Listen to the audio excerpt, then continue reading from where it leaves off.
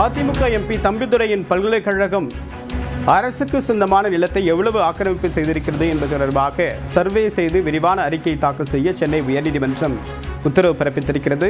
விவரங்களோடு நம்முடைய சிறப்பு செய்தியாளர் மதன், இந்த வழக்குடைய பின்னணி என்ன? அதிமுக எம்பி தம்பிதுரையுடைய அந்த கலை அறிவியல் மற்றும் பொறியியல் கல்லூரி மற்றும் பல்கலைக்கழகம் சென்னை அடுத்த இந்த கோணாம்பேடு என்ற கிராமத்தில் இருந்து வருகிறது. அந்த கிராம நிலங்களை இவர் ஆக்கிரமித்து மின்சார துணை நிலையம் மற்றும் தனியார் பாதை, அப்புறம் மாணவ மாணவிகளுக்கு தங்கும் விடுதி கட்டியுள்ளதாக அந்த கோணாம்பேடு கிராம பொதுநல சங்கம் சார்பில் இந்த ஒரு வழக்கான தொடரப்பட்டது. அதாவது கிராமத்திற்கு அருகே உள்ள அந்த ஆவடி நகராட்சி உயர்நிலைப் பள்ளியில் எந்த ஒரு அடிப்படை வசதியும் இல்லாததால் ஆக்கிரமிக்கப்பட்ட இந்த நிலங்களை மீட்டு அந்த பள்ளியின் வசதிக்கு வழங்க வேண்டும் என்று அந்த மனுவில் தெரிவிக்கப்பட்டது. இந்த வழக்குதான் இன்று நீதிபதிகள் எஸ்.எம். சுப்பிரமணியம் மற்றும் குமரப்பன் அமர்வில் விசாரிக்க வந்த போது அரசு தரப்பில் ஒரு அறிக்கை தாக்கல் செய்யப்பட்டது.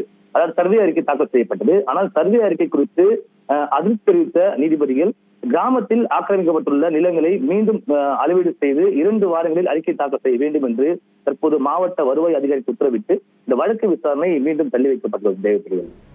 விரிவான தகவலுக்கு நன்றி மதன்.